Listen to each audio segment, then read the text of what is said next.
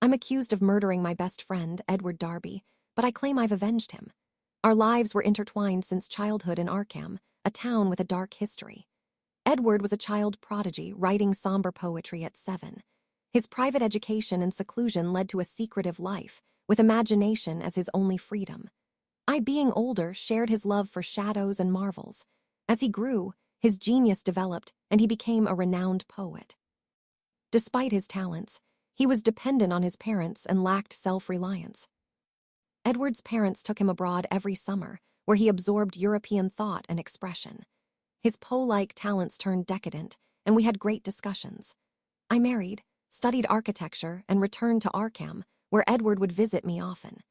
He went to Miskatonic University, majoring in English and French literature, and became a devotee of subterranean magical lore. He read forbidden books, including the Necronomicon, and delved deep into mystical knowledge.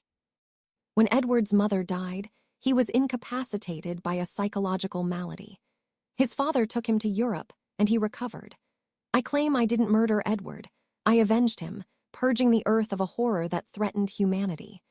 Others have strange stories to tell about Edward and Asenath Darby, and even the police are baffled by the truth. Edward Darby, 38, felt a strange excitement after escaping his father's control. He mingled with the advanced college set, attending wild parties, and even paid blackmail to keep his father from finding out. Rumors spread about the Miskatonic set, including whispers of black magic. Edward met Asenath Waite, 23, who was studying medieval metaphysics at Miskatonic. She was dark, small, and good-looking, but her eyes and expression alienated people. Asenath was an Innsmouth Waite, and dark legends surrounded her family. Her father, Ephraim, was a magical student who could raise or quell storms. Asenath had a strange reputation, was able to perform baffling marvels, and could hypnotize people. Edward was taken with Asenath's intelligence and appearance. He became infatuated, and soon they got married. Asenath had a strong will, and Edward's father couldn't stop the marriage. After the wedding, they settled in the Crown and Shield place in Arkham, near the college. Edward looked changed after the honeymoon, more sober and thoughtful, exchanging his childish rebelliousness for a sad expression. Edward Darby married Asenath, who was very busy restoring the Crown and Shield house and grounds. She had a vast store of books and apparatus from Innsmouth, and was teaching Edward esoteric lore. The 3 servants were queer, including an aged couple and a swarthy young woman with anomalies of feature. Edward became secretive about his studies and preferred not to talk about his wife, who had aged tremendously. People began to notice a change in Edward, who would occasionally wear an expression and do things incompatible with his flabby nature. He would drive Asenath's powerful Packard like a master, but sometimes return listlessly sprawled on the rear seat. His preponderant aspect was still indecisive, but with flashes of sadness or understanding. Edward began to hint at a fear and dissatisfaction, talking about things, going too far, and needing to gain his identity. He mentioned having a serious talk with his friend later. After his father's death, Edward wished to move back into the old family mansion, but Asenath insisted on staying in the Crown and Shield house. A friend saw Edward driving confidently out of the drive, but then glimpsed Asenath's face at the library window, with an expression of pain, defeat, and wistful hopelessness. Edward's calls became more frequent, and he shared dark lore about terrible meetings, cyclopean ruins, and hideous exchanges of personality. He showed objects that utterly nonplussed his friend, saying they came from outside and his wife knew how to get them. Here is a summary of the text in 1,000 characters. Edward Darby's friend, Dan, receives a telegram from Maine about Edward's strange behavior. Edward had been married to Asenath for 3 years, but their relationship was troubled. Asenath was suspected of having supernatural powers, which she used to control Edward. When Dan finds Edward in a cell, he's raving about horrors he experienced, including encounters with Shoggoths and other dark entities. Edward believes Asenath takes over his body, using it for dark rituals, and he's terrified she'll eventually trap him in her body forever.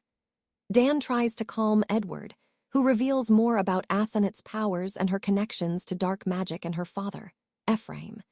Edward fears Asenath will succeed in becoming a powerful magician, leaving him trapped in her body. Daniel Upton wondered why the Gilmans whispered about Edward Darby's mad episode when Asenath locked him up in the attic room. Upton suspected a dark exchange between Darby and his daughter Asenath, who had a fine mind and a weak will. One day, Darby's voice rose to a scream as he raved, but suddenly stopped with a mechanical click. His face twisted, and his body shivered as if adjusting to a new personality. Upton felt a wave of sickness and repulsion, as if Darby was a monstrous intrusion from outer space. Darby seized the wheel of Upton's car and forced him to change places. His eyes blazed with an otherworldly energy, and Upton saw a firm, set mouth in the lights of Biddeford and Saco. Darby spoke in a deep, unfamiliar voice, with a hint of irony, saying he hoped Upton would forget his attack and crazy talk about his wife and things in general. He claimed it was due to overstudy in his field of philosophy. As they drove, Upton felt an increasing sense of cosmic horror. Darby dropped him off at the old Crowninshield house, and Upton drove home alone, relieved.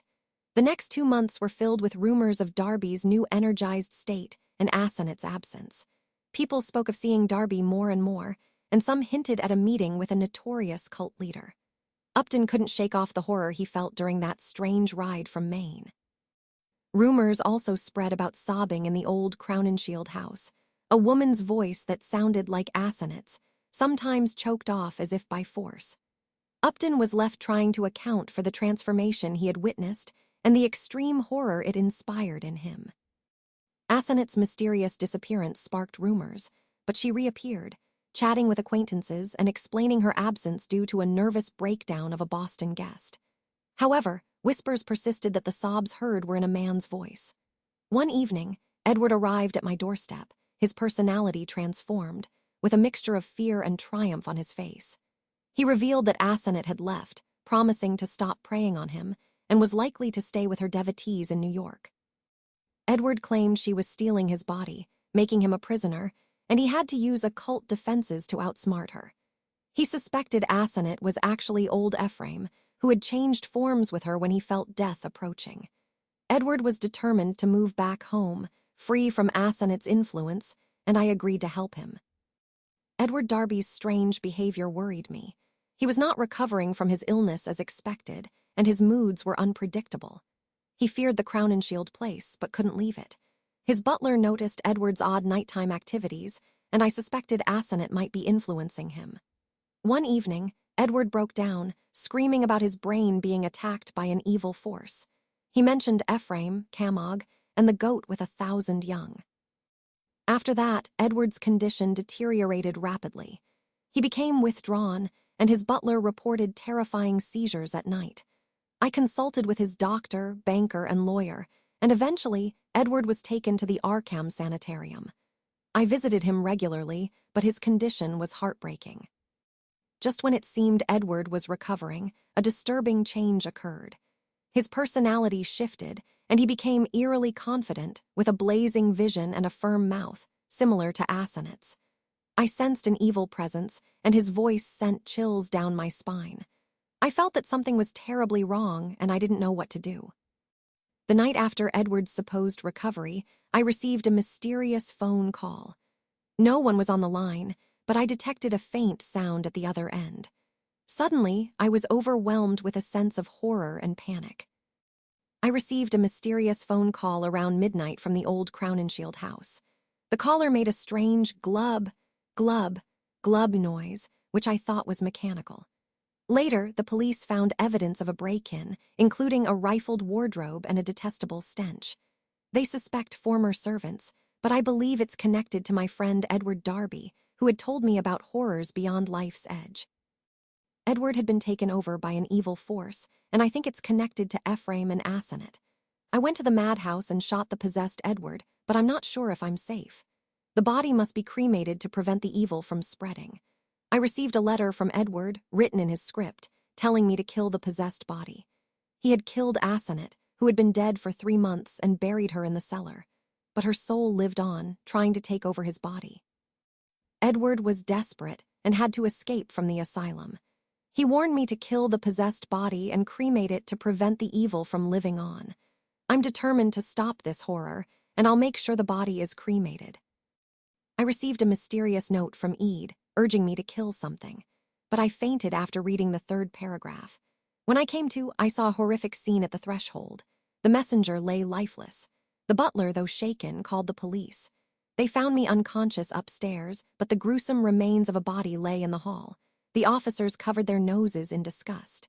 After examining the clothes, they discovered a liquescent horror, including bones and a crushed skull. Dental records confirmed it belonged to Asenath.